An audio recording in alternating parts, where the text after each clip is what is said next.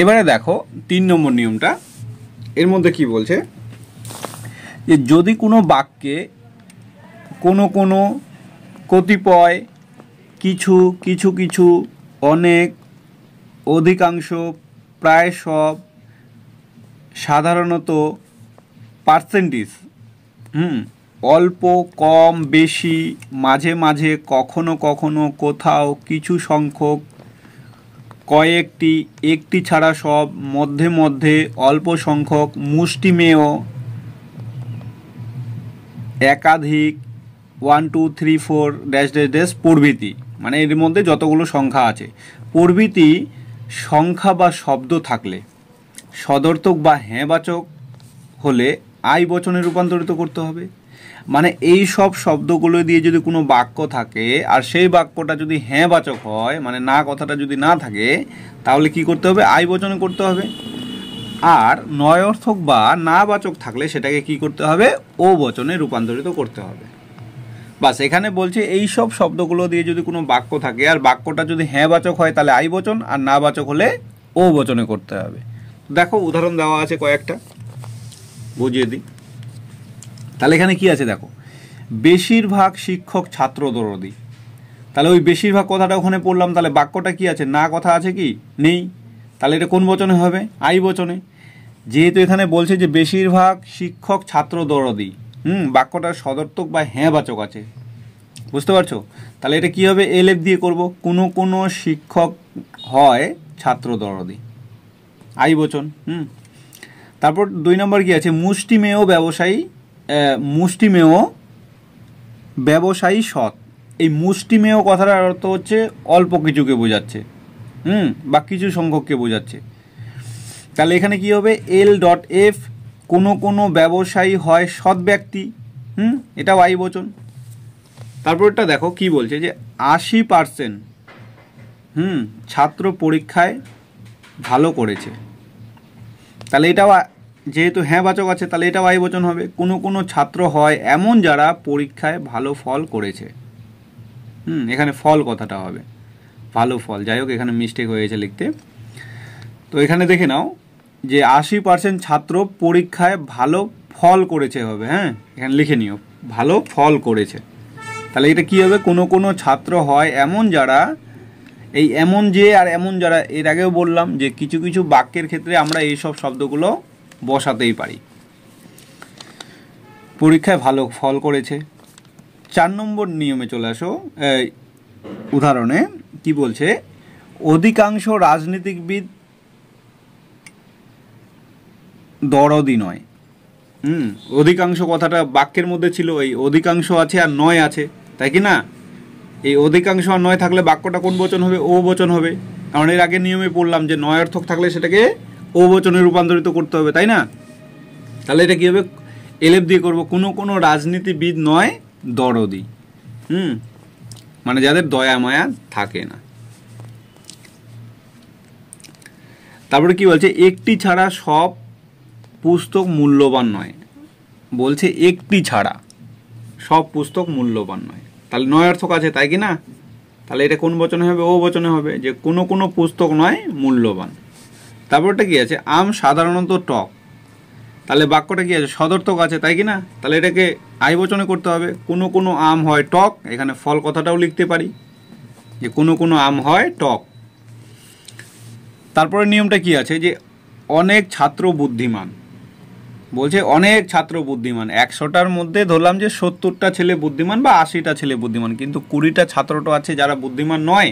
তাহলে বাক্যটা কি আছে?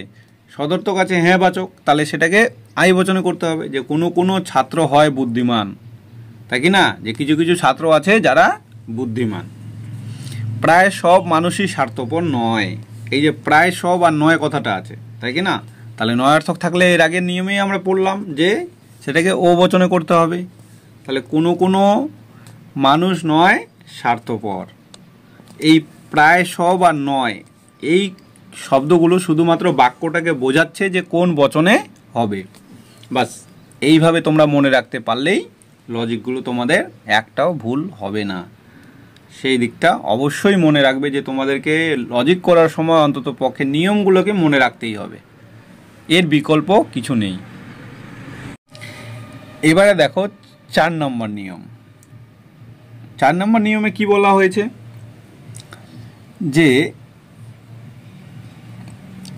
এগুলাকে বলে বিশিষ্ট বচন। বিশিষ্ট বচন বলতে বোঝায় যে বিশিষ্ট কোনো কিছু, বিশিষ্ট কোনো ব্যক্তি, বস্তু বা জায়গা বা নামের ক্ষেত্রে কিভাবে সেই বাক্যগুলোকে বচনে করব।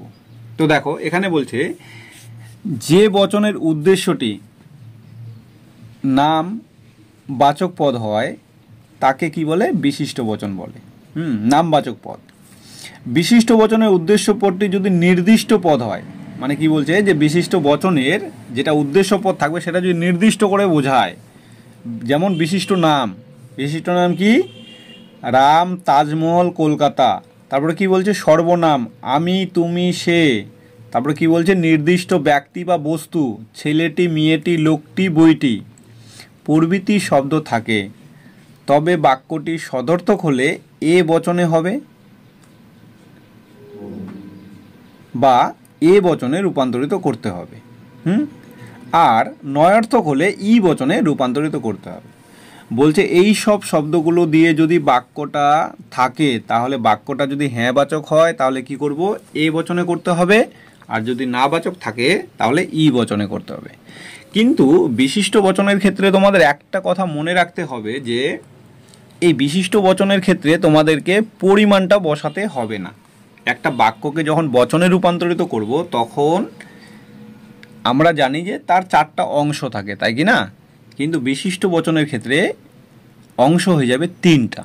একটা হচ্ছে উদ্দেশ্য, গুণ আর বিধেয়। এই কথাটা এখানে মনে রাখবে। এটা অনেক সময় তোমাদের এমসিকিউ এ দিয়ে থাকে যে বিশিষ্ট বচনের অংশ কয় প্রকার। তাহলে দিব আমরা 3 প্রকার। কি কি? পরিমাণ, উদ্দেশ্য, উদ্দেশ্য, গুণ আর বিধেয়। এই কথাটা মনে রাখবে। আর যদি বলে যে বচনের অংশ কয় প্রকার, তাহলে হবে 4 প্রকার: পরিমাণ, উদ্দেশ্য, গুণ আর বিধেয়। যদি বলে বিশিষ্ট বচনের অংশ কয় প্রকার, তাহলে হবে 3 প্রকার: উদ্দেশ্য, গুণ আর বিধেয়। এই কথাটা মনে রাখবে। তো দেখো এক্সাম্পল কয়েকটা। এখানে কি আছে? রবীন্দ্রনাথ বিশ্বকবি। হ্যাঁ, তাহলে এটা এলএফ দিয়ে কি করলো? রবীন্দ্রনাথ হন বিশ্বকবি। এ বচন, যেহেতু হ্যাঁ বাচক আছে, তাই কি না? তারপর এটা দেখো, দিল্লি পশ্চিমবঙ্গের রাজধানী নয়। তাহলে কি বলছে? যে দিল্লি একটা আলাদা স্টেট, পশ্চিমবঙ্গ একটা আলাদা স্টেট। বলছে দিল্লিটা পশ্চিমবঙ্গের রাজধানী নয়। এটা আমরা প্রত্যেকে জানি, তাই কি না? তাহলে এখানে কি বলছে? পুরোপুরিভাবে বাক্যটাকে অস্বীকার করছে, বা বাক্যটার মধ্যে নয় কথাটা আছে, তাই কি না? তাহলে না বাচক থাকলে সেটাকে কি বচন করতে হবে? ই বচনে, নিয়মে বলা আছে। তাহলে কি হবে? দিল্লি নয় পশ্চিমবঙ্গের রাজধানী। এখানে কি আছে? আমি দুর্বল নই। তাহলে আবার এই কথাটাতে নয়ার্থক আছে, তাই কি না? তাহলে এটা আবার কি হবে? ই বচনে করতে হবে যে আমি নই দুর্বল। যেমন আছে ছেলেটি ভালো। তাহলে এখানে বাক্যটা কি আছে? যে ছেলেটি নির্দিষ্ট করে একটা ছেলেকে বোঝাচ্ছে না, এই যে ছেলেটি ভালো। তাহলে এটা এ বচনে করতে হবে যে ছেলেটি হয় ভালো। লোকটি স্বার্থপর। তারপরে কোনো একটা লোক, ব্যক্তি আছে অনেকগুলা, তার মধ্যে বললো লোকটি হচ্ছে স্বার্থপর। তাহলে বাক্যটা কি আছে? হ্যাঁ বাচক আছে বা সদর্থক আছে, তাহলে এ বচনে করব। লোকটি হয় স্বার্থপর। দেখো ওই ফুলটি সুগন্ধযুক্ত। তাহলে বাক্যটা কি আছে? হ্যাঁ বাচক আছে, তাই কি না? তাহলে কি হবে? ওই ফুলটি হয় সুগন্ধযুক্ত, এই বচনে। তারপরটা কি আছে দেখো, প্লেটো অ্যারিস্টটলের শিষ্য নয়। বলছে প্লেটো একজন দার্শনিক, অ্যারিস্টটলও একজন দার্শনিক। বলছে প্লেটো অ্যারিস্টটলের শিষ্য নয়, তাহলে নয়ার্থক আছে। তাহলে এখানে ই বচনে হবে এলএফ দিয়ে, যে প্লেটো নয় অ্যারিস্টটলের শিষ্য। ব্যাস এই নিয়মটাকে একটু তোমাদের মনে রাখতে হবে।